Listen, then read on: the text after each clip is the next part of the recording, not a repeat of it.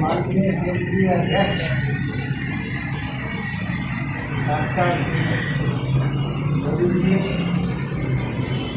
और यहाँ उपस्थित सभी संगठन के जिला, प्रदेश और केंद्रीय स्तर के पदाधिकारीगण, हमको आप लोगों ने इतना बड़ा सम्मान दिया। मैं तो एक लाइब्रेरी चलाता हूँ और वहाँ मुख्य अतिथि और अतिथियों का स्वागत करता हूँ।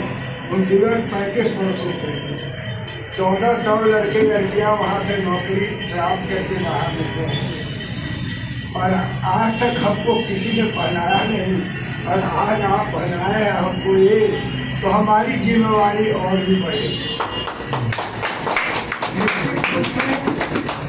मैं 5वां छठा का जब विद्यार्थी था, उस समय मैं दिनकर की कलम या की तलवार वो पढ़ता था, उसकी पंक्ति आज भी मुझे याद है।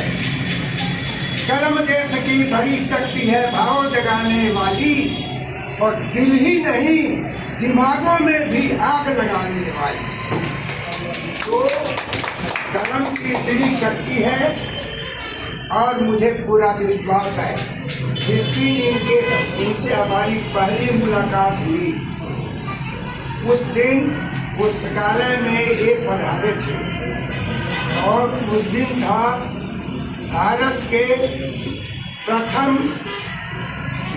उप प्रधानमंत्री, उनकी जयंती थी, सरदार वल्लभ भाई पटेल की। और इनके संबंध में इनसे जो जानकारी प्राप्त हुई तो मैं अंदर से हिल गया कि इतने वर्षों से ये इंस्टा चला रहे हैं और हमको ये जानकारी नहीं है।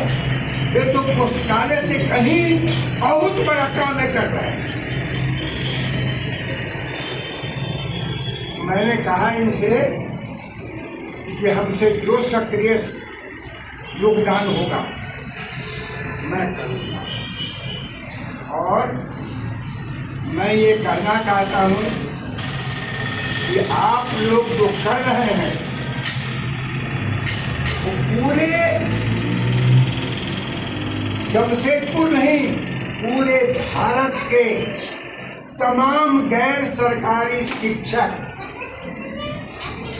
कॉलेज के प्राध्यापक, टेक्निकल स्कूल, टेक्निकल कॉलेज, उसके प्राइवेट शिक्षक और कर्मचारी हैं।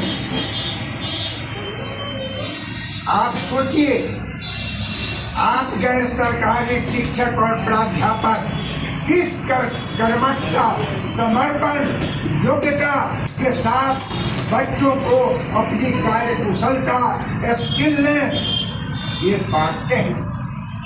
सरकारी स्कूल की तुलना में आपको क्या दिया जाता है?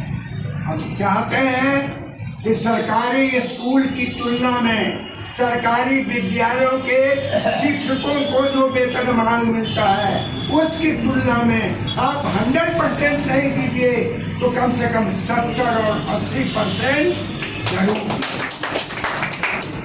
आज आप महिला सम्मान योजना चला रहे हैं, आज आप एडवोकेट का एसोसिएशन बनवा रहे हैं, आज आप सारा कुछ कर रहे हैं, किसान निधि को दे रहे हैं।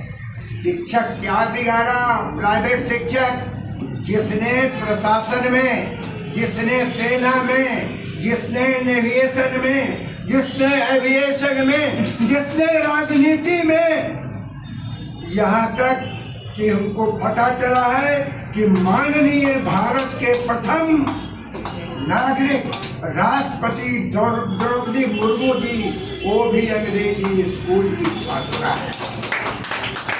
उन्होंने भी ये महसूस किया होगा तहे दिल से कि उनको शिक्षित करने वाली या शिक्षित करने वाला जो शिक्षक रहा होगा वो सम्मान के साथ कहीं खुलेआम नहीं कहता होगा कि उसका पेमेंट कितना है। नहीं कहता होगा, शर्म आती होगी ये कहने में कि हमको पेमेंट कितना मिलता है, हमारा डीए कितना बढ़ता है, हम रिटायर करते हैं तो हमको पेंशन कितना मिलता है, हमको शिक्षा की सुविधा क्या है, हमारे बच्चे क्या खाएंगे। आज सोचिए 18, 20 हजार 25 हजार देते हैं, एक आदमी का 4 बच्चा है, माँ पिताजी है 2 बच्चा है, 18,000 20 हजार से उसका परिवार चल जाएगा।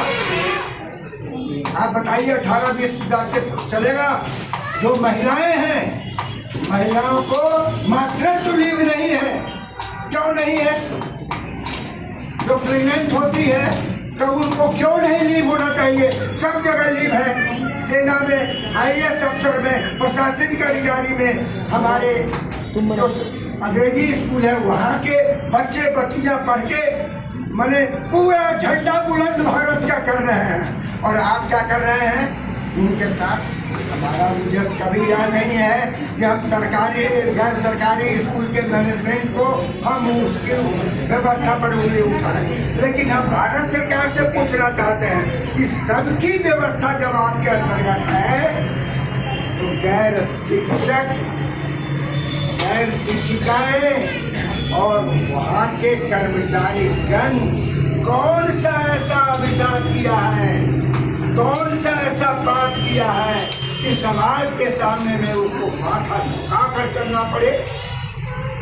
इसलिए हमने मोदी सर को बोले हैं कि हम लोग इसको जहाँ भी जाना होगा हम लोग इनके साथ कदम से कदम मिला के चले। हालांकि हमारी उम्र तो बहुत हो गई है, 79 खत्म हो के अब 80 चले गया है, लेकिन फिर भी हम जो है इनको बोले हैं, हमको एक कल आदेश मिले थे कि एक लिखिएगा, तो हम पूरा लिखे हैं डायरी में, हम लिख लिए पूरा।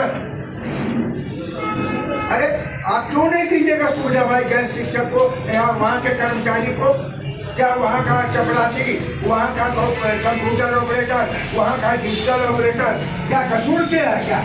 क्या आप उसको पैसा नहीं दीजिएगा? क्या सर, हम लोग जो है, हम लोग जितने देश के निजी शिक्षक हैं जिसके लिए आप आवाज उठा रहे हैं, तो क्या हम एक राष्ट्रीय अध्यक्ष होने के नाते आप हमारे बड़े भाई हैं, संरक्षक हैं, तो क्या हम लोग आशा नहीं करती, उम्मीद रखें कि हमको राज्य सरकार से लेकर के केंद्र सरकार हमें सहयोग करेंगे? बिल्कुल सहयोग करना ही होगा, क्योंकि हम लोग को संवैधानिक अधिकार चाहिए। जिस तरह से संवैधानिक अधिकार सबको दिए हैं, गैर शिक्षकों, शिक्षिकाओं और कर्मचारियों को भी सरकारी स्कूल के शिक्षक, शिक्षिकाओं और कर्मचारियों जैसा संविधान अधिकार उसके तुलना में अरे हमको 70%, 80% ही कम वेतन मिले वो ठीक है, लेकिन सारी सुविधा हमको हमारे आज कुछ हेडमास्टर से कुछ हो गया, मैनेजमेंट से कुछ हो गया, हमको सर्विस हटा दीजिएगा। काहे? हमारी सर्विस की गारंटी चाहिए।